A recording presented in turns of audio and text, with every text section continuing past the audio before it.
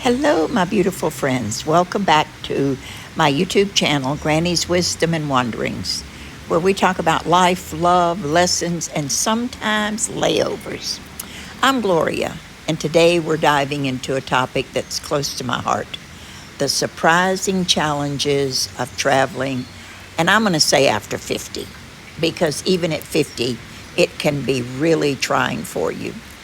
Yep, the world is still waiting for us, but let me tell you, it's a little different when you're doing it maybe for your first time, and maybe you haven't traveled in a while, or you're traveling from a climate and going into a very warm climate. You got a carry-on full of compression socks, so grab a tea, a coffee, or heck, a pina colada, and let's talk the truth. Okay, let's talk about one of my most favorite parts, and that is airports. Oh my gosh, they are draining. Let me tell you right now, they are draining. Remember, we used to be able to just go through the terminals, pull out our boarding pass, and get on the plane. Well, it is not like that any longer. It is like we're on a pilgrimage through a concrete mountain range. From the time you walk in, first of all, everybody and his brother is traveling. I have to say that. Everybody is flying on a plane these days. And why do they keep putting the gates so far apart? I swear they designed these terminals just to test our knees and our patience. And yes, you can get a wheelchair if you need one, but sometimes that doesn't even work. And do not get me started on security. If you've ever had to take off your shoes, pull out your laptop, explain your vitamins, and still smile while balancing on one foot, you are a travel warrior. I went through one time in my carry-on and I had a set of dumbbells. They took my dumbbells from me. I guess they thought I was going to hold up the plane with them, but that's okay. And what to do about it? You arrive very early. I give myself a lot of extra time so I can move at my own pace. Use assistance if needed. Those little airport carts, they're not just for show. Grab one. Pack light, especially your carry-on, but smart. Always have a rolling suitcase with spinner wheels is worth its weight in gold. The first time I flew, I had a carry-on bag, and honest to goodness, if I hadn't have done CrossFit and kettlebell carries, I would have been laying in the floor. Now, we don't have to prove anything to anyone. Comfort is the new cool.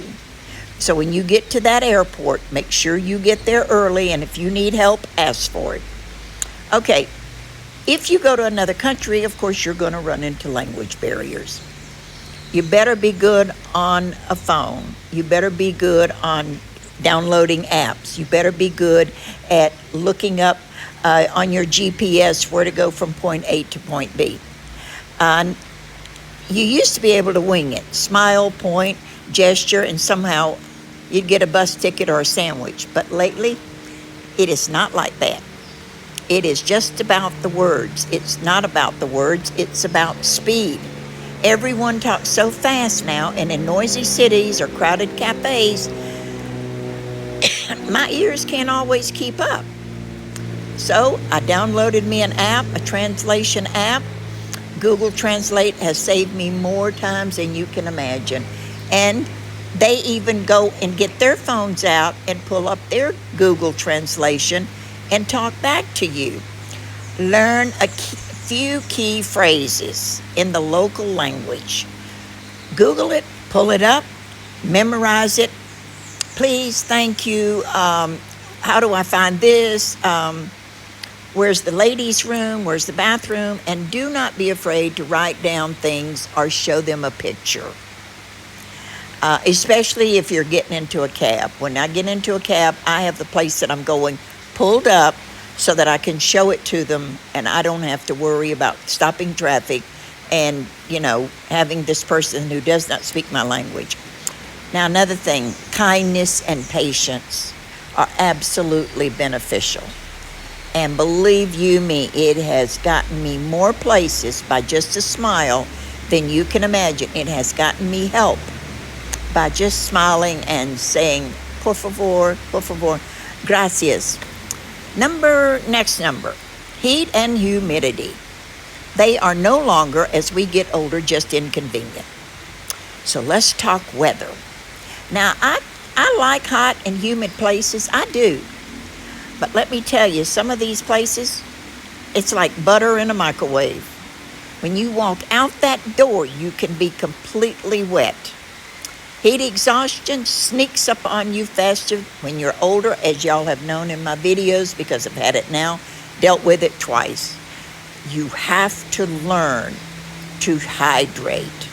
I learned the hard way that sightseeing at noon in 95-degree heat is a recipe for electrolyte package and a nap.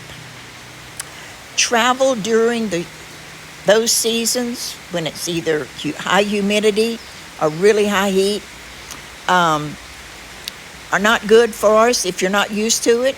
So you're better off to go in the spring and the fall. Hydrate, hydrate, hydrate. Bring a refillable water bottle. Dress light, wear a wide-brimmed hat, and take breaks in the shade.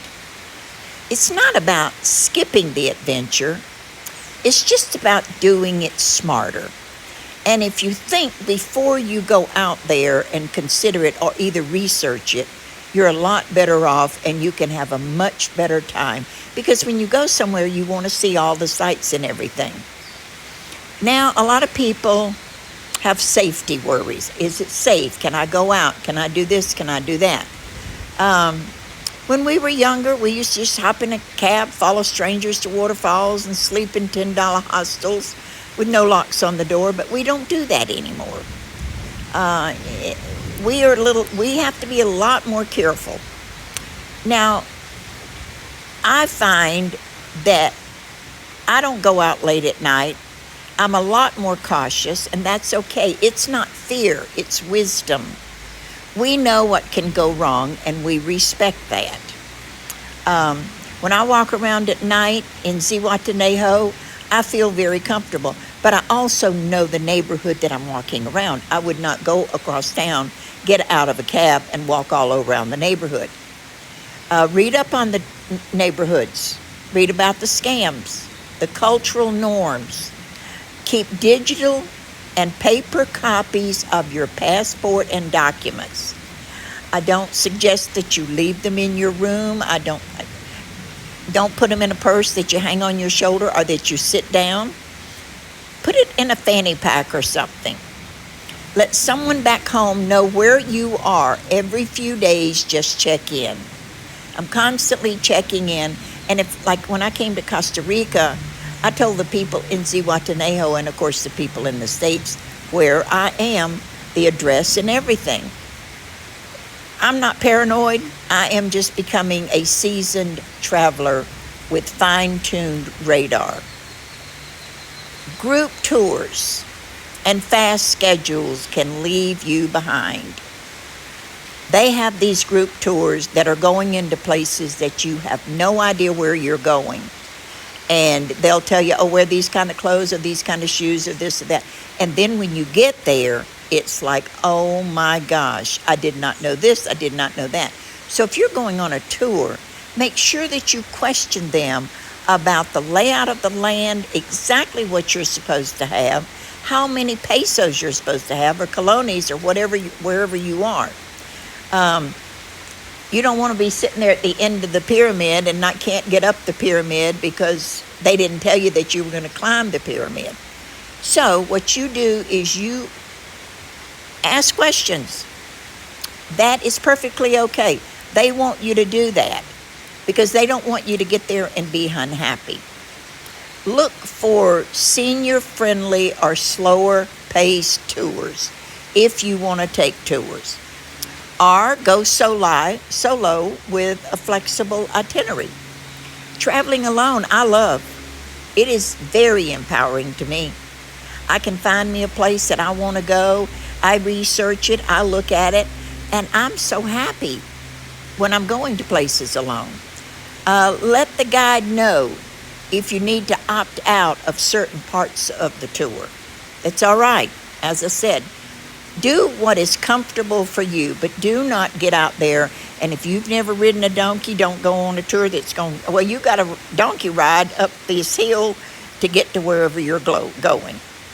Now, my love's traveling after, I'm going to say after the age of 50, 55. It is not impossible, but it is different.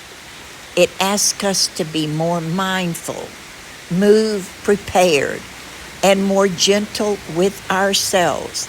We are older. We require a little more. We get tired a little faster. Our bodies do not adapt like a 20, 30-year-old, unfortunately. But we also move deeper. We notice the smells, the flavors, the tiny, beautiful moments. We sit longer, we talk a little more, and feel the heartbeat of a place in a way that rushing never allows you. So my experience since I have been going into Mexico and Costa Rica is do it on my own terms. I'm doing it my way. I am listening to other people. I'm going at my own pace. And if you see another person that's looking a little overwhelmed at the airport, smile. You're not alone. Walk up. I had so much help the first time I left in Dallas. I'll tell you right now. I had people come up and were so generous because they looked at me and they said, she hadn't flown in years. Now, if you like this video, give it a thumbs up, leave me a comment, and share your travel story with me. And if you'd like to support my journey, you can also buy me a virtual cup of coffee in the link below. So until next time, travel wise, stay safe, and remember, life is the greatest adventure of all. And y'all know I always say that. Be adventuresome. Be adventurous. Live. Get out of that box. All right, my traveling tribe. I will see y'all again soon. I love every one of you. Have a wonderful evening. Bye-bye.